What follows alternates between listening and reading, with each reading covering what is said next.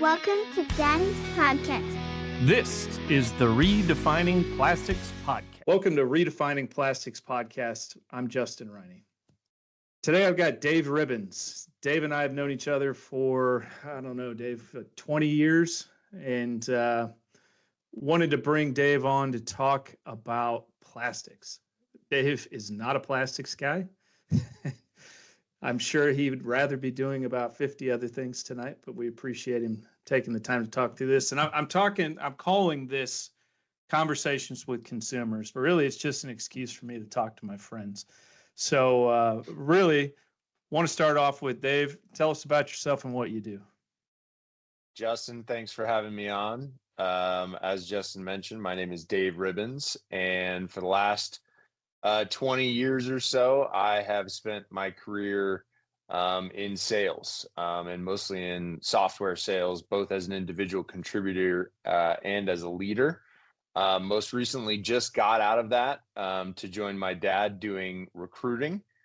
So now I'm executive recruiter working for a company called Cooper and Associates, which again is just me and my dad, but helping people find new opportunities and helping organizations find the right person for the right job.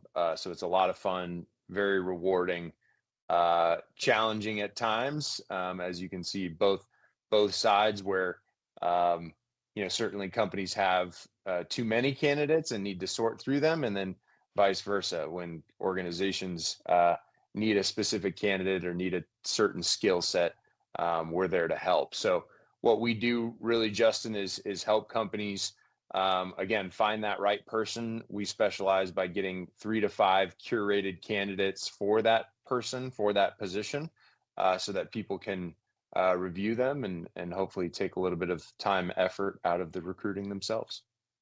Yeah, recruiting is always tough.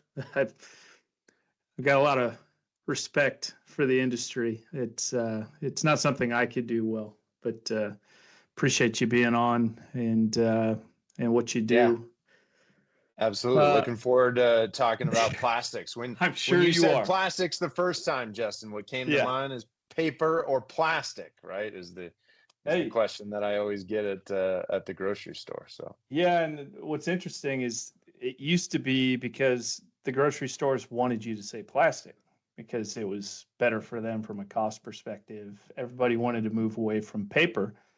And now they are looking for. And now we're getting joined by the. And now we got another Kevin individual. Ribbens. Yeah. So we already kicked this thing off, Kevin, but this is hilarious because this is exactly what I'm looking for. So we're calling this Conversations with Consumer. Okay. Dave already went through his whole spiel. So now it is Kevin's turn to talk about who Kevin is, what does he do, and how excited is he to talk about plastics today? Oh my God. All right.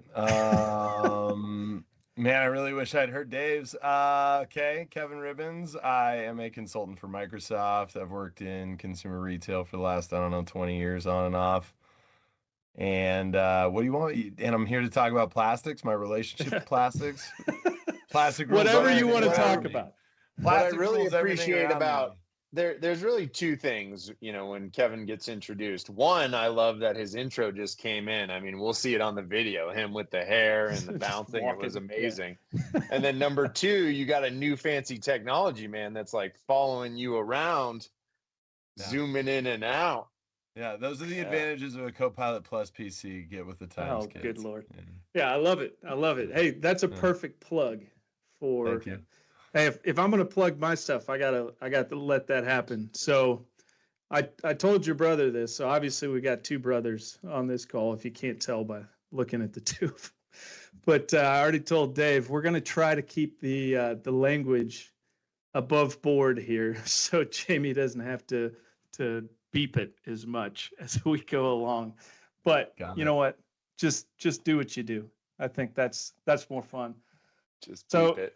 Yeah, I know. And just to be clear to everybody, I didn't prep you guys at all for this, right? Like we didn't talk about questions. We didn't talk about anything. It's literally, I'm just going to rapid fire stuff at you. And I want to know That's what true. I only did 6 hours of research on plastics via the internet beforehand. So I am well prepared.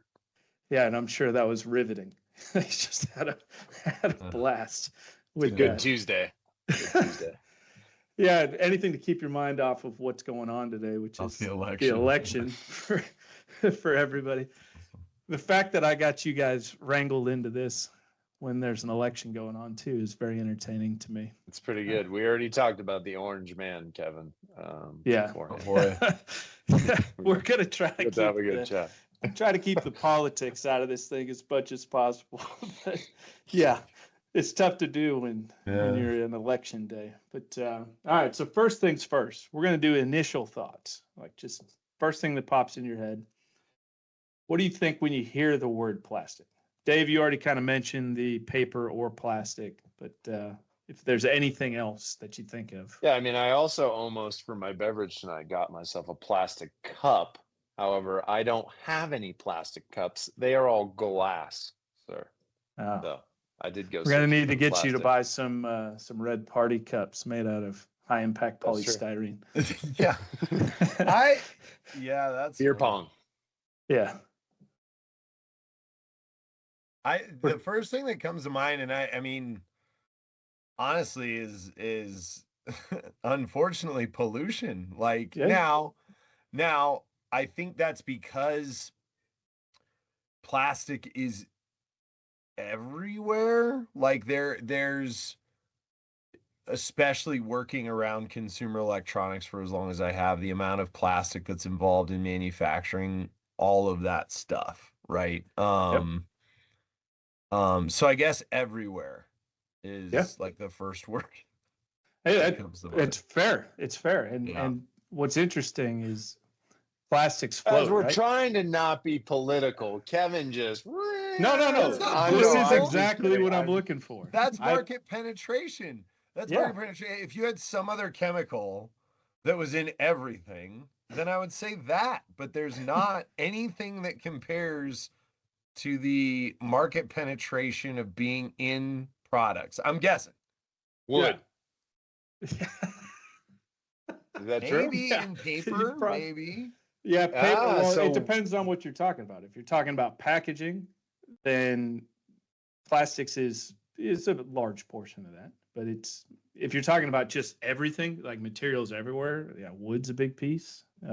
Got concrete is huge. There's a ton of things out there, but it's fair. I was actually hoping one of you would mention the waste and pollution. So it kind of ties into what I wanted to talk through today.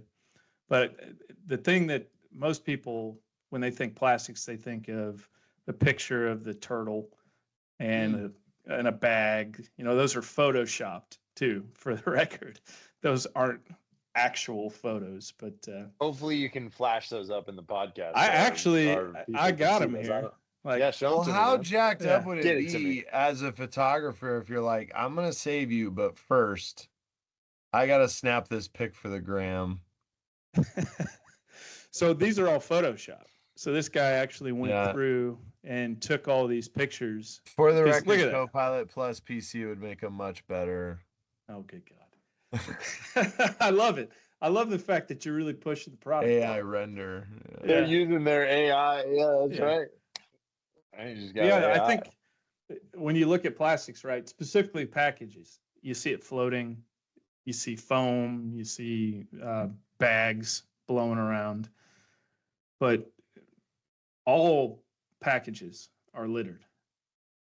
The problem that we have with plastic is it floats and everybody can see it. Everything else is at the bottom of the ocean. We're floating right there at the top. So we'll talk through all that stuff. But so I guess the second question is how tied in are you on sustainability? Like, are you trying to conserve? Is it something that drives you? Is it something that is just a nice to have, or is it like, this is my freaking passion and this is what I'm doing? I would say it's my wife's passion. Fair enough. Your wife's passion becomes your passion very quickly. We use a company called Ridwell that also comes to mind because there's a lot of plastic that I cannot in Colorado, in the city of Denver, recycle in my recycling bin. So, even like the Amazon packages, right? The loose bags we put in the Ridwell box because you're technically not supposed to recycle them. Yeah. So it's something I'm constantly getting educated about, is like what you can normally recycle in the city of Denver versus not. So it's a challenge for sure, man. Yeah, it doesn't factor in to my thought or my decision making on like a moment by moment basis. I think on a larger scale, I don't know if I've even been faced with large scale like environmental impact like moments. Like I haven't built a house to say, okay, I'm gonna do this in the most like LEEDs kind of certified kind of. We recycle, but Denver is kind of infamous for being really terrible at sorting, to Dave's point. So like there's a bunch of other steps that we probably air quotes should be taking. And I think some of those decisions that I used to maybe consider a step above and beyond, like bringing my own bag to go grocery shop, that's legislated in now. And we have so many damn bags now that like the funny part of I've joked. But how many times you forget your bags? That's what I mean. So we may be creating more waste just simply by doing that. I will So say that on that point, Kevin, the New Jersey bag ban, the first one that went into place, there was a 40% increase in plastic consumption in bags. I bet. Just because of the fact that people forgot them. Those bags are thicker, and a lot of that stuff goes to waste. And it's, And a lot of them were made out of primarily plastic anyway, right? Yeah. Yeah, it's good intentions, right? Everybody's trying to do the right thing. The legislators are trying to do the right thing, and then they end up making poor decisions because they don't really know. And it's nobody's fault other than it's just plain ignorance, and it not in a negative way, just they don't know. Yeah. So if I was to ask you, what is the greenest packaging material? If you were to think of the one thing, like if I was standing there looking on a store shelf, that would be the greenest one. No packaging. On an everyday shelf? That's obviously the greenest. Great call, Dave. Yes. The product's just there, bro. Wow. Yeah, like a banana. Price tag over there. Yeah. Product. Look, a banana can thwart a lot of arguments. Banana. It's proof of God. That is a good point. Anyway. This is a little bit off topic, but before I met my wife, like I'd go to the grocery store, use those plastic bags and fill it up, You put my bananas in a plastic bag. Maybe that's an exaggeration, but now I don't get to use the plastic bags really at all. And now you just Sorry, Jamie, you gotta put that beep right there in the cart, and then you gotta wash it off later. Yeah. JR, would you say the green is the question the greenest packaging that's used in? Just like if you're thinking paper, plastic, you didn't like my answer? Metal. Didn't I I love Next the round. answer. Yeah. Hemp. Hemp. You're going with hemp on that. That was unexpected. Burlap. Yeah, burlap that is woven. I mean, it's also got to be the most economical at $95 for a small bag. Yeah. What's that? What's the clay where you dig down deep in Colorado? Red clay. And then you could make that into packaging. Case it. No, the mining process, the energy excreted in the mining process alone would probably. I'm gonna say paper just to be a bleep. Yeah, I think if you were to ask most consumers, that's probably the answer they'd give you. They would say paper, which is entertaining to me. There's nothing wrong with paper. I love paper. For a lot of the things that it does, it's great. It's you can write on it. It's real hard to write on plastic. And it's something that tough to write on. you grow more trees, right? And it truly can be a circular product. But if you look at scientific studies, plastics is actually the lowest carbon emission solution out of all of them.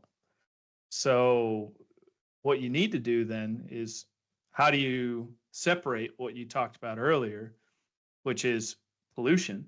You guys talked about the concerns for pollution, but then you also talk about the fact that it's actually decarbonizing the more plastic you use in packaging. So are we equating pollution with just adding carbon? No, I look at it holistically. From my perspective, I think the problem I have with both. plastic is it never goes anywhere. Like, you can't do anything with it. Paper you can just burn, and that's where you get the carbon emission, probably. Now, you can reuse some paper. Paper is not infinitely recyclable because the fibers will break down after a while. But plastics, depending on the type of plastics and where you live, it can be recycled hundreds of times, depending on what it is that you buy. The question always becomes, is it being recycled? And I think in a lot of cases it is, but most people don't believe it. There's a trust issue. But if you look at the journey of paper in the 70s, everybody looked at paper as being like possibly the worst thing that you could do. It's like you're cutting down trees, deforestation. You had people climbing Empire State Building with big signs saying "Save the forests." And now it's like everybody talks paper. Paper is the best solution. I just think it's interesting how much that's turned in the last 50 years. But so, and you guys have already talked about it. You're both active in recycling. Do you guys compost at all? Composters, yeah. We got a big compost. Yeah, Don't like say compost that pile, because we'll end up composting. Compost pile. We've talked and about in it. the city of Denver, they give you a compost bin that I got to put out. You get both the small pail, right, for food scraps, but we're also some urban chicken farmers, Justin. So I love that. We got to put a lot of our scraps that. into the chicken coop. So yeah, when you think about Kim's got you regimented there. She's putting you to work. I'm telling you. If Mickey hears any of this, it's all the same. Well, ever since like COVID too, it was like, okay, if we had to live on our own, garden, could we eat? So we have like kale. We had a whole bunch of sweet stuff in the garden in our front beds this year. Anyways, yes, compost. Yeah. Boom. All right. So, do you believe what you put in your curbside bin is recycled? You mentioned earlier that Denver is notorious for not being good at this. Well, that's the first I've heard of this, by the way. I've actually not heard anything like that. Oh, that's good. Dude, it was like a Westward article, which is like a local mag. Seriously, it's probably 10 years ago. That was like, recent study tracked plastic from the plastic recycle bin.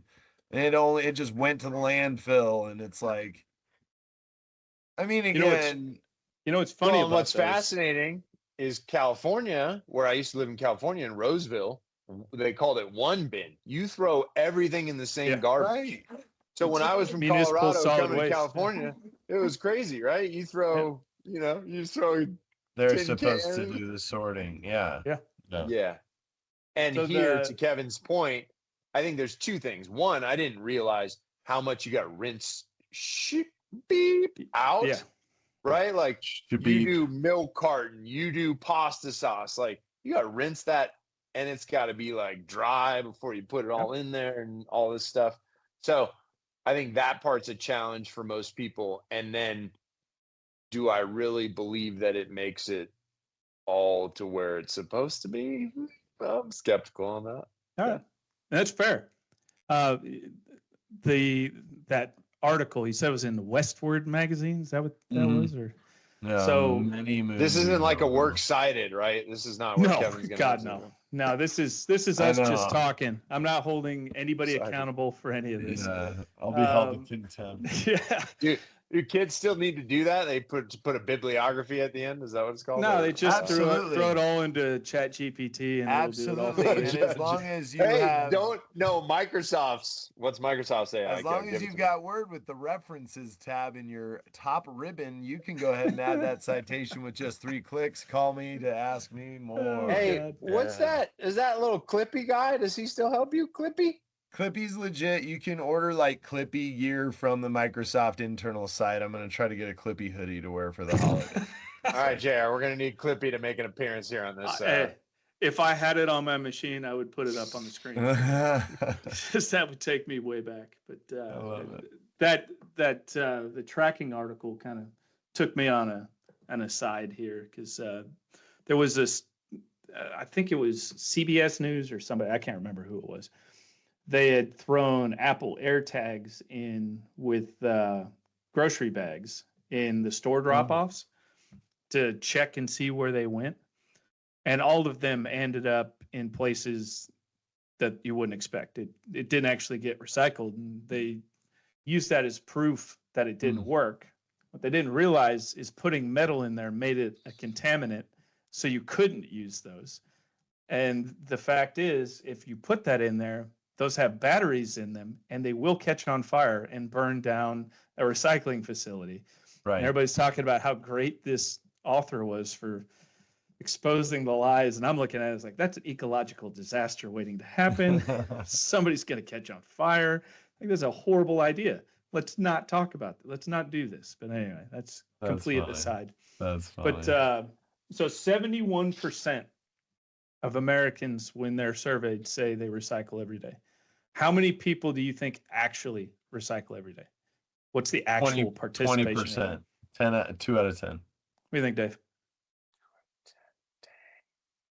Think about that. Yeah, I mean, it's probably in the 30%. 45. So you guys actually have less. You have less faith in humanity than I do, which is that's saying something. I did mention earlier 20 years in retail. 20 Yeah. I think it just ruined. That's awesome. I'm actually encouraged by that. Yeah, but I think it's interesting though, right? Because if 71% of people say they do it every day, but only 45% actually do it. Yeah. What is that? What's the difference? Yeah, but it's like asking people. It's like asking Mm-hmm. people if they litter, right? Everyone's like, nah, but of course we got litter, bro. Some people out there doing it. Says. JR, I think that's a dude, what a great question. There's a phenomenal book called The Power of Habit by Charles Duhigg, and I think about that book all the time. And in part, I don't know how much of it aged extraordinarily well, but some of that stuff has held really true in my own life, whether it's changing a habit like drinking all the damn time or beep, or going that's to the fine. gym. Damn is fine. Or going to the gym or whatever. I think about some of the things that he talks about, and it's reducing the time to activate around the new habit and shortening the habit to reward cycle, right? Like defining what that reward is. And I almost think that those couple of bad press stories, like, dude, here I am referencing some potentially I even tried to pull it up article. and I couldn't find it. The first thing I found was recycling rates in Denver are high. And I was like, that's what people are mad about. You have to pay for it. So literally I'm spreading BS and I'm don't do that. Yeah, you guys aren't alone. There is so much misconception out there of what actually happens in recycling, and nobody believes that it works. And I think that's the problem is there's a lack. For me, the habit changed as far as my commitment to it when I felt like the reward was gone, which you just said was like that virtue signal, was the ability to pat myself on the back and say, I'm a good boy. And I'm a good boy, or I get a nickel for taking this can back when you're a poor college student. Jesus just looked down and went, yes. He recycled that one, and then he saw me throwing away, and he went, "Damn it!" He's a good steward. He's a good steward. He was good. I must die for this. But anyway, I must kill myself for this. Yeah. So but anyway, which generation do you think recycles at the lowest rate? Lowest rate? The boom booms. What do you think, Dave? These young mother trucks. Gen Z? Yeah. Gen Z recycles at the lowest rate. They out don't of care. all. They don't know. They don't. Honestly, most of the studies I've seen show it's because they have heard their whole lives that this stuff doesn't work, that recycling doesn't work, and that you're actually making the situation worse by putting the material in the green bin, blue bin, whatever. And so they think it's going to go to this sortation facility and then immediately end up in the landfill. So let's just cut out the middleman with the extra fuel and just put it right into the trash. So maybe we need more field trips to the recycling facility for us to start to believing. Robert F. Kennedy Jr. will make sure that everybody gets a good education. I'm not. So you're assuming he's going to be a part of the incoming administration at this EPA, point? The FDA, but I think Dave's onto something. And JR, I mean, you're doing it right now. Oh my God. Where'd you guys go? Your lighting just got incredible because you. Sorry. Oh, the lighting was better. And JR, you're doing it right now where it's like, this is a totally, I did not expect to find out that plastics recycling has been effective even to 70%. And I think that's where like there could be a shift in herd mentality, but I joke about RFK, but it would almost be like, you almost need Swifty to go up there and be like, you know what's cool? Dropping this in the green bin. And like, and I Influencers. Everything else about Gen Z, just to speak in overgeneralizations that would offend entire generations of people, they have absolutely no chance. They are so hosed.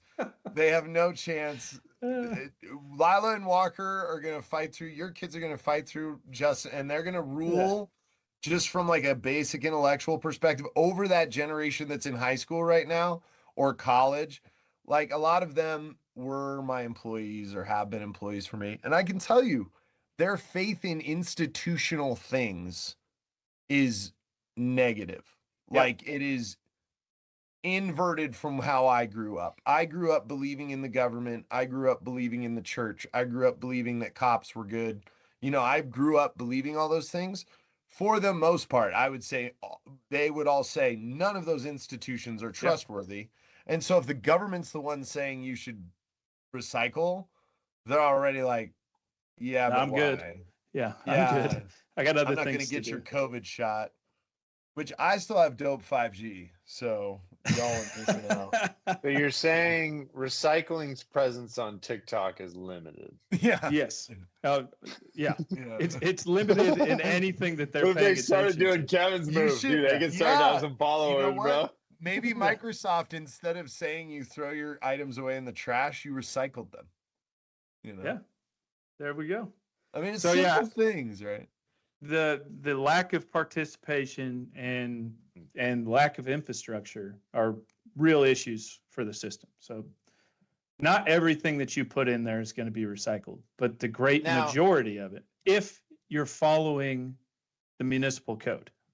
So and you're actually cleaning it. To your point, Dave. You ever been to one of those places where it's like super confusing on what goes in what bin? I also think that is a challenge. Man, you go to like Disneyland and there's a bin for forks, there's a bin for cups, there's a bin for plates, a bin for napkins. I was at the airport, I think after I saw you guys when I was leaving Denver. And I was looking at the receptacles because they have those like 3 different trash cans there. Yep.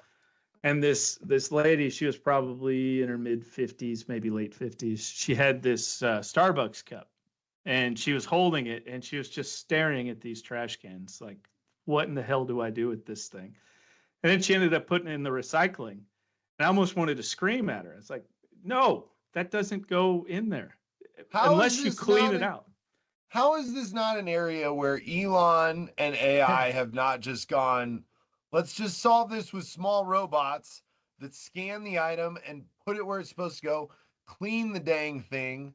I mean, I would say you haven't seen all the scary movies about the little robots, Kevin. I'm fine with them. Come on now. I would say way too scary. The only thing that as far as consumer facing that we've even felt real confident about from a co-pilot like AI perspective is image recognition and translation. They've got that. They're working on that. There are 3 or 4 companies that I'm working with that have robotics with AI. Hell yeah. Issue with the images is some of the packages could be multiple different materials. Sure. We're getting into the weeds here, but if you just look at something, you can't really tell what plastic that's made out of. You cannot judge the content of its character by the color of its skin. So most recycling this is a life facilities lesson from plastics. Yeah. So you don't know what it's made of until you really got to know it. So you put it in your mouth. So you take a bite of this plastic and you really get out. So most recycling facilities use what's called an optical sorter, and it uses near infrared to figure out what the material actually is. That's the easiest way to do it. But having the robots to actually pick those for certain products actually makes a ton of sense. And they're doing it today. It's just not at scale yet. Have you guys ever received a breakdown of the Denver recycling system? Was it ever mailed to you that said, here's what you can put in the bin, here's what you can't? On our bin is an instruction like that. Okay. Oh. How detailed is it? Couple pages. No, I'm just kidding. It's like it has like 5 sections, and I think under each 5 thing there's like, call it 4 or 5 things listed. So it's probably 20, 30 things at most. Because I'm looking at the Denver breakdown. Have they mailed it to me? Probably. But if it's visible, if it's right there where you're actually recycling, that's better than most. That's better because when I moved here, nicer than mine. You haven't. You don't have that. I have a green one. It has no additional instruction. What city do you live in? Top. Huh? I'm just kidding. What city do you live in? You're about to get doxxed. Yeah, your zip code's just nicer. I'm just that part of Denver. My part of Denver, just the bins are old. They haven't updated them. It's interesting that we're even talking about this because I think some of the recycling initiatives that I've seen legislation around, none of them were directed at making it easier to understand what and how. Yeah. But I've never looked on their site either. I just trusted a non-existent Westward article from a decade ago. So do you have any clue what's actually accepted in the bin? You just go based off of like, my gut's telling me this is recyclable, so I'm going to throw this thing in the bin. All of my aluminum cans. All right. And that's good. Any plastic jugs. That's also good. That's it. And so for plastics in Denver, it's rigid plastic bottles, jugs, jars, tubs, cups, containers, anywhere from a 1 through 7. Do you know what a 1 through 7 is? The numbers on the bottom. Yeah. Is this do you know what those stand for? .com? No, hot or not, man. I do What's not that guy's know what name? they stand for. I don't. Todd Afshar. That guy just got a shout out on this podcast just randomly, just a drive-by. You may call it spontaneous. In fact, you guys can call me Mr. Spontaneous. Yeah, love it. I love the fact that's still going. So yeah, that from a plastics perspective, that's what you can. So you can obviously do steel, cans, aluminum. But to your point, JR, it is tough. Like that's why we use a company here in Denver. It's called Ridwell. Yeah. And I was just pulling up their website, right? Basically what we do is that they collect the hard to recycle items, things like batteries, light bulbs, old, you can do old shirts, stuff like that. Things like plastic film, it says. So that's the part where I always have to ask him, can I put this in our recycling bin, or do I have to Ridwell this? Like, Yeah. I'm making that decision because I'm like, it can't go in the. It's not supposed to go in the trash, right? Where am I supposed to put it? You guys are doing more than 90+% of Americans. And the rinsing stuff, man. I didn't realize the rinsing stuff was a big deal. And by you guys, you mean just Dave. I'm not doing any of that crap. I'm more talking Kim, if we're being honest. Dave is being dragged into the industry. Yeah, but if she wasn't there and it was me instead, and you went, "Hey, do I throw this here or there?" I'd go, "I don't care." Yeah, wherever you want it to go. Yeah. All right, and we kind of already talked about the things that you guys recycle. If you're at the store and you're buying a product, does the type of material that it's packaged in make any difference to you at all? Will you make a decision based off? No.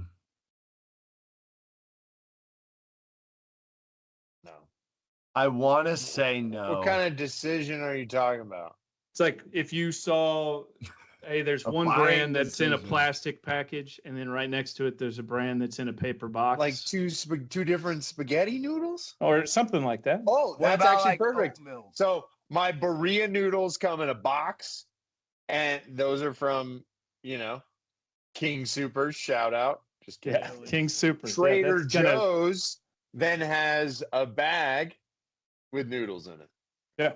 You're saying, does that drive my decision? If they were sitting right next to each other, would you choose one over the other just based on the packaging material?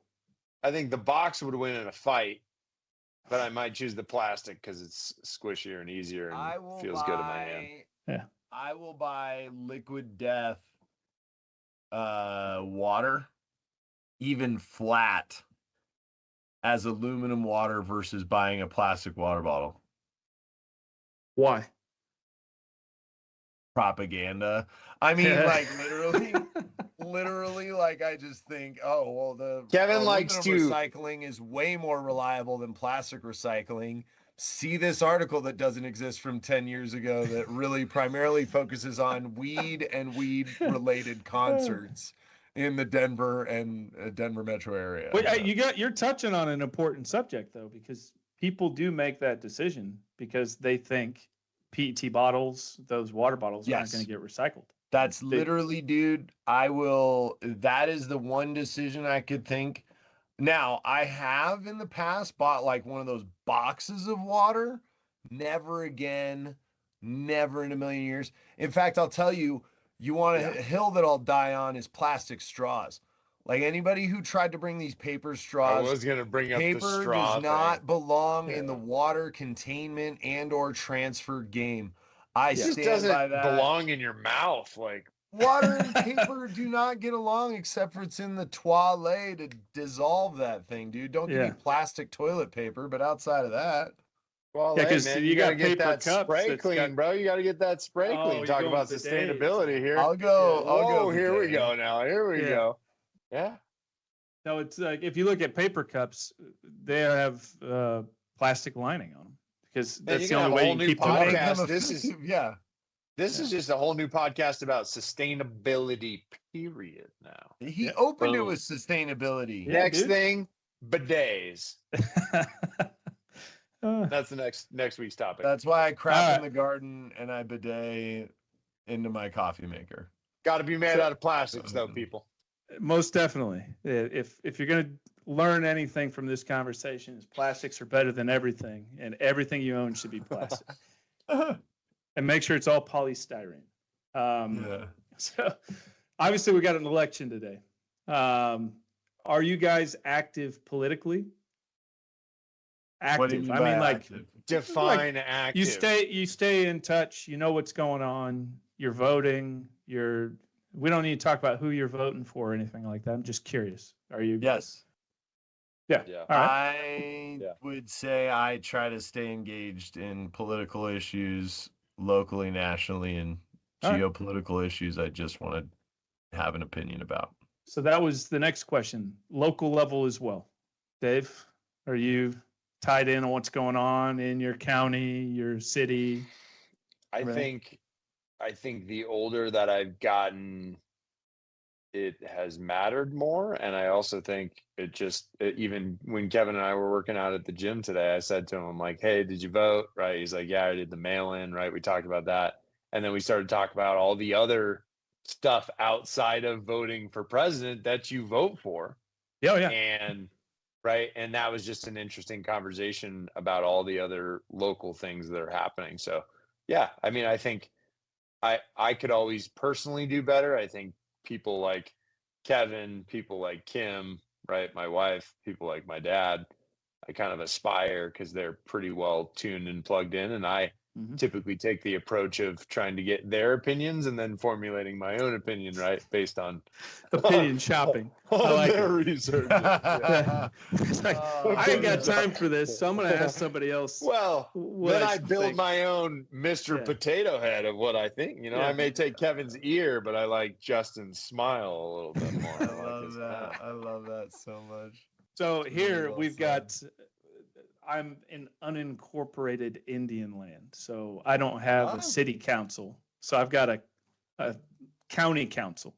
And the only thing I was really concerned about is we got this one highway that gets us into Charlotte. And it takes forever to get from here 10 miles into Charlotte. And they're talking about widening that thing. You're damn right I voted for yes on that thing. We need Absolutely. 3 lanes on each side. Get me to Charlotte faster. Anyway, we had a ton of legislation locally on ours. It was crazy. So the next thing is there is legislation in Colorado that I specifically want to talk about. Are you aware of the Producer Responsibility Program, otherwise known as HB 22-1355? HB 22-1355. Yeah. Otherwise known as the Statewide Recycling Act. Oh. I've seen maybe an ad about this. Okay. Do you have any idea what it was about? No. I mean, I remember it being vote yes. I thought you were talking about the one with the animal fur. That's what I was trying to look up. I was like, how does this have to do anything with plastic? Yes. No, the animal slaughter one. No, JR, I don't recall this at all. So what this law is something called extended producer responsibility. Have you ever heard that phrase? No. So the idea behind the law is that brands or whoever is selling a package into a certain state, city, whatever, have to pay a fee into what's called a producer responsibility organization.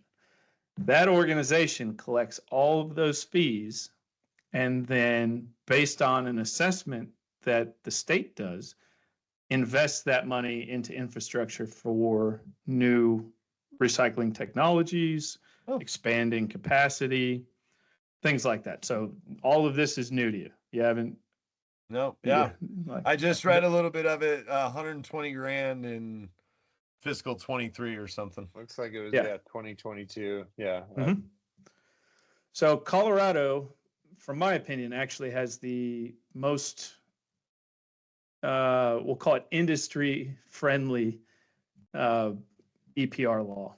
And really? So these kind of things are a huge part of my day-to-day, like keeping track of legislation, different things that are going on, making sure that these laws are reasonable and that they work for you, the consumer, the state, the municipality, and for industry, so we can make sure that it actually works. Is that why you had such a mean tone when we didn't know anything about this?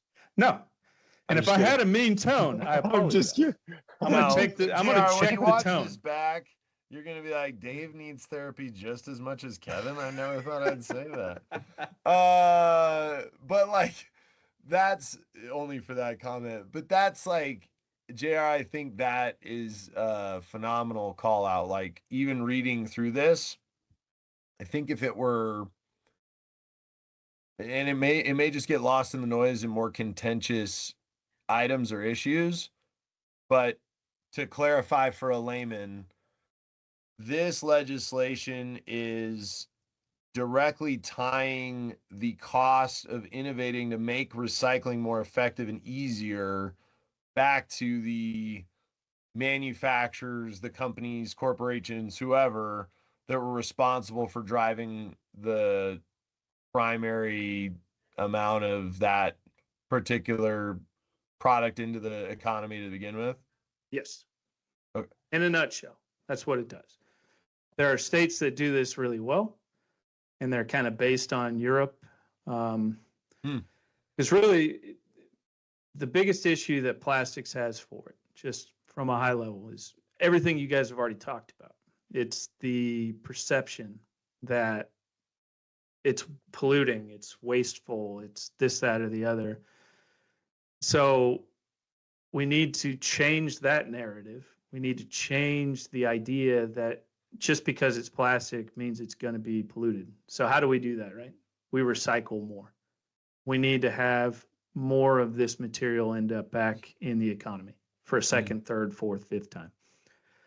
And the other way to do that is to really drive these conversations at a legislative level. Like, we really need to have things like this that are driving new investments, so we can prove to Gen Zers that this stuff actually is going to get recycled. And this isn't just for plastics. It's paper, metal, glass, all of it. Any kind of package is supposed to go into that.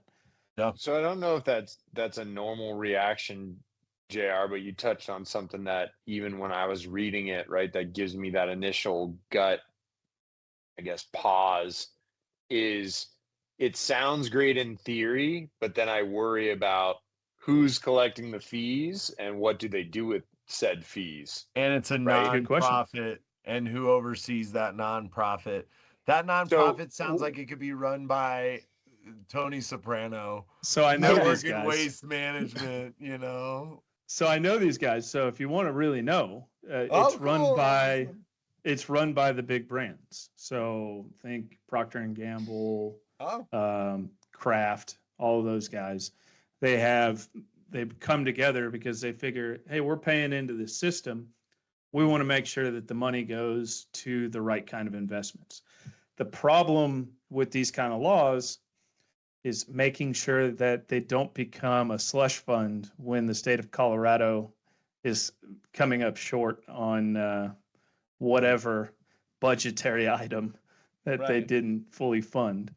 And because the industry, so people that I work with, other people within the industry, support these kind of laws in theory if they're done right, because we really want more material to get recycled, and we want to prove that our products are recyclable and they are being recycled today. And so these kind of things are great if they're done this way. When they're done like they're done in California, that's a completely different conversation that will last another hour and a half that we don't need to go down that path. Just know it's not good. It is not going to work. It's going to be a real mess. But anyway, yeah, I was just curious if you knew anything about it, because this is a huge thing in the packaging industry, which is a huge part of plastics. So no, yeah, I don't remember that specifically, but like Dave and I were reflecting on, and again, to not be political, but a lot of the legislation that has come out locally for us has been very progressive, and so it feels like you're voting yes on a lot. And so sometimes you're like, where's all the money for all this coming from, and who's managing that exactly? Yeah. So it's going to come out of this EPR program. Well, right. Well, but then Here's your slush fund. You look at local, you know, you look at local economy, and local economy is still thriving. So yeah. It's just money. Last topic that I actually have listed, but we can talk about other stuff after this. But have you ever heard of the UN Global Plastics Treaty? Definitely not. The UN we suck at Final Jeopardy. Plastic. We should have the Final Jeopardy, and it Shows up. I bid nothing. $0. It's the Well, UN GPT. Oh yeah. my So God. what's interesting is I know about the you Chat GPT. you have something in common with nearly every U.S. senator, is because none of them had any clue that this was going on. You That was- can't read. So I've been in DC 3 or 4 times in the last, probably the last 10, 11 months, just meeting with different Senate and House offices to talk about how this and other topics are going to affect jobs in their either state or district.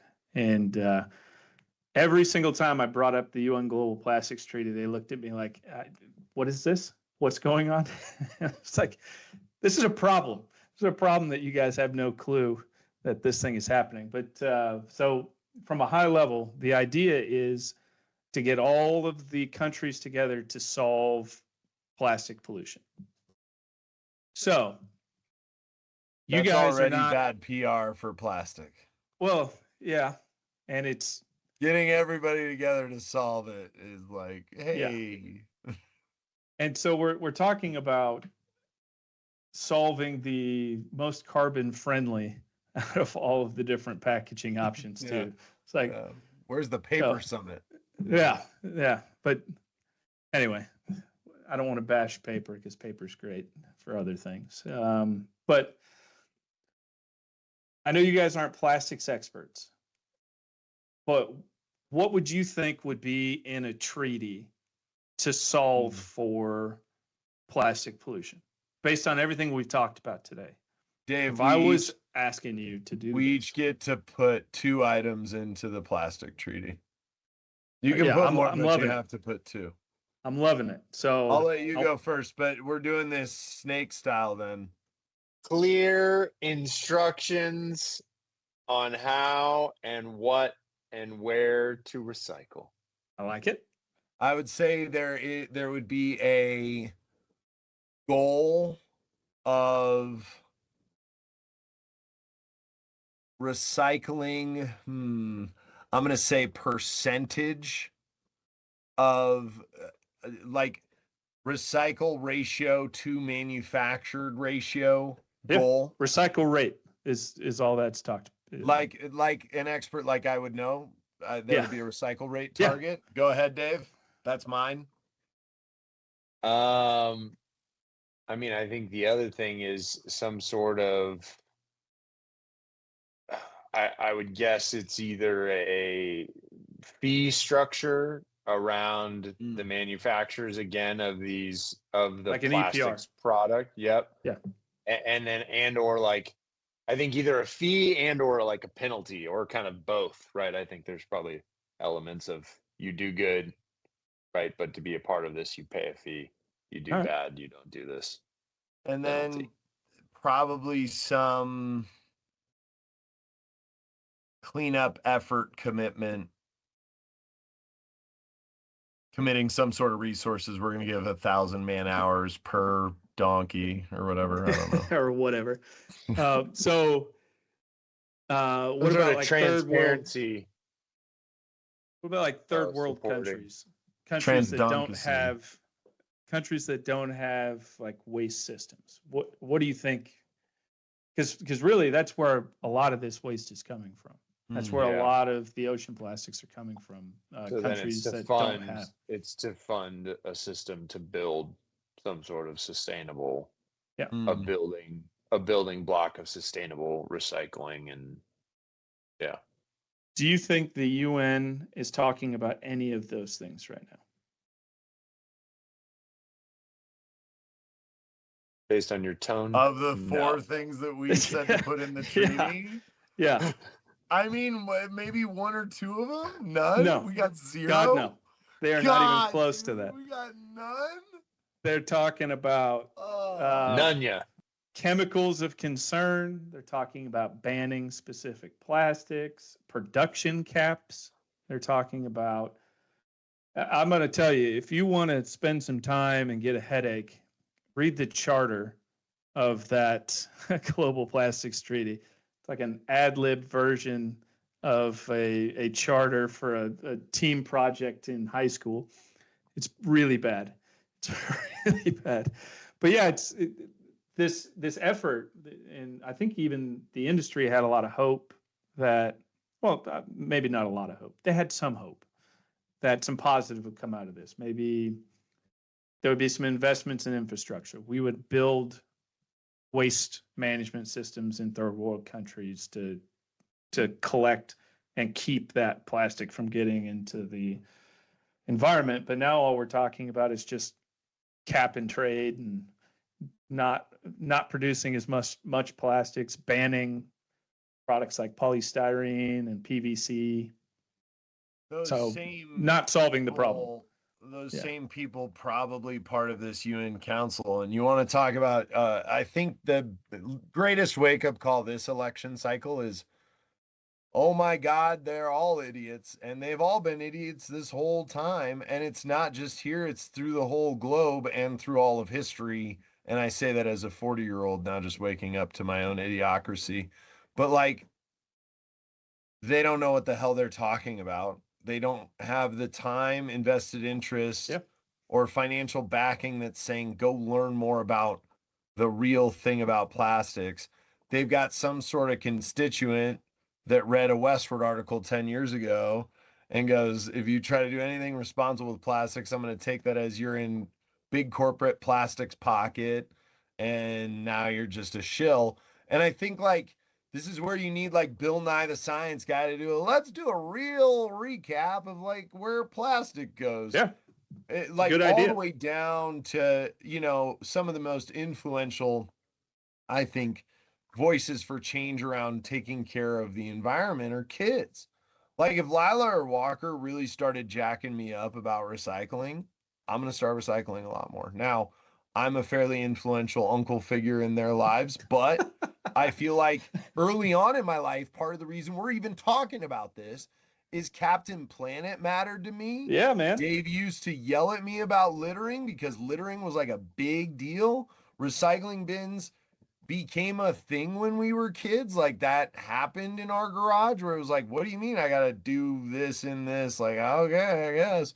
Yeah. And I think we lost a lot of faith in that system to the point where now, I mean, dude, there are people yelling about controlling the weather based on whether or not we're upset at somebody else's political opinion.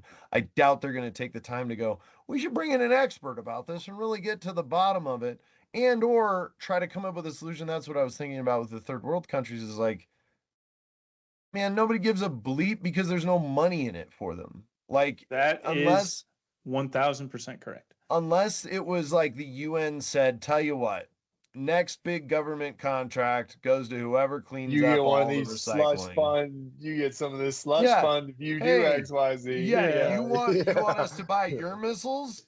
All it is there's big money in anti-plastics because of the Dr. Turtle photos and the fact that everybody wants to do the right thing.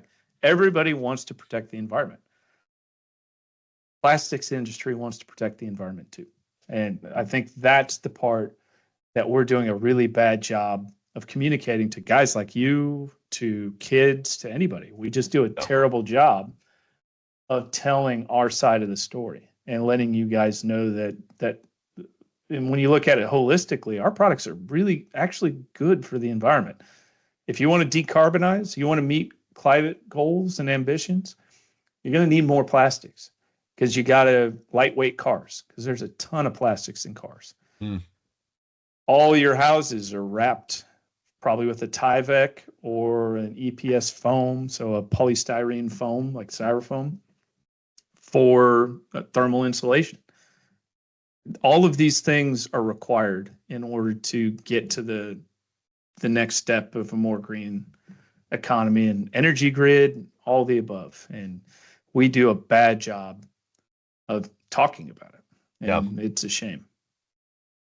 I mean, you said it earlier in the podcast, Justin, is it like you see these images in the ocean and the plastic is what is floating, right? So there's that image, I think, burned into a lot of people's brain of like this plastic equals bad. Yeah. It's an emotional argument. Like, I love sea turtles, man. When Jamie and I were on our honeymoon, we went to Maui. The only time I've ever been to Hawaii, and we were in Lahaina, which is like gone now, that's sad in and of itself. But it's gone. But I was walking along a beach. We just had like this some poke, and then there's these sea turtles that were freaking surfing, like into shore and out, just right there. Longboards or shortboards? No, just body surfing, like Adam Frazier at another shout out in 2003 or 4. Yeah. But yeah, so I love sea turtles. I get excited when I see sea turtles, and I want to protect them. Getting rid of plastics isn't going to do that. This was unexpectedly enlightening in a lot of ways. I think it's also so funny to consider something that I think I would have felt a lot stronger about as a kid, like probably around, 5th, 6th grade. I was probably Captain Planet, just about it. And now just reflecting on my own resistance to doing stupid little things just to make a big difference. Because again, I think a lot of, you look at the avenues that I even consumed that message through. I don't watch cartoons on Saturday mornings, and my media diet, like Lord knows where that's coming from. I feel like just that alone, you're up against, it's harder to communicate a unifying positive message than it is a divisive angry one, because I think like everybody in the AFC West hates the Chiefs, right? But if we wanted to drum up like a Who Loves Bo Nix podcast, like, it's just me and Dave on there right now, but well, no, there's plenty. I'm not hating, but you get it, right? Like, and I think that's where it's so much easier to get attention to say, I'm going to fix Earth. I hate plastic, versus I'm going to fix Earth by understanding this demonized. It's complex, right? There's no simple solution to any of this stuff. And anybody who talks to you and says, I've got a simple solution to fix whatever, you just know that person's a liar. And so all these big nonprofits that make a ton of money, they'll say, how we solve climate issues and climate change, ban plastics. Like, okay. Right. So now you just increase greenhouse gas emissions, and you haven't solved anything. You've actually made everything worse. And there's going to be more material that goes to landfill. You're going to need more fuel to drive this stuff around, because paper, metal, glass, all heavier than plastics. You're going to need more fuel to move it. So all of these things. And something else you said that I think is interesting. There's a study that says you're 70% more likely to share negative stories on the internet than positive ones. And I think you nailed it. It's dead right. Because people want to get pissed off, because people are angry about things, and they have no outlet. Yeah, whatever it is. People are angry at something else, and they need something to let it out on. And so they'll see a picture of a turtle with the straw in its nose, which isn't a straw, but whatever. And then they're like, to hell with plastics. Let's get rid of it. And then I spend the next 10 years of my life trying to change that narrative. Here's another weird question for you. Would you have ever have guessed that I would be doing what I'm doing right now? No. When we met in 2002. That's so funny. No. I don't remember when I was really thinking about that. It was definitely on a walk with my dogs. I was thinking about our group, like our friend group from really Engstrom Hall. Yeah, reflecting on that time frame. What I'm not shocked by is you being successful and influential. That's not shocking in any way, shape, or form. I think when you went and got your MBA, I wasn't like surprised, but for a little while there, I thought you would either own your own bar. That was probably later.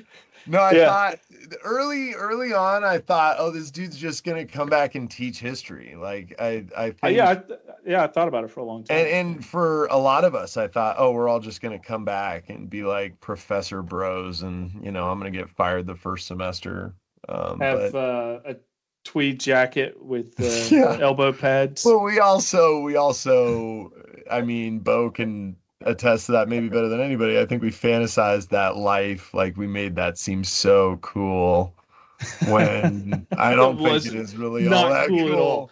Not cool at all. Bo. It's But not like, that dude, cool. I do think it's pretty shocking to see you working for such a large industry because of how much of an independent dude you were. Like literally, Dude, bro, I run into problems like now, I bet like because that. you plugged yourself in. That's what I would say. Is like you were somebody who plugged yourself in, and you still held your guns on all kinds of. It's like the Sunderland soccer at 2:00 in the morning, or just like whatever. It's the perfect example to me of just like somebody that's like, yeah, this is something I'm into.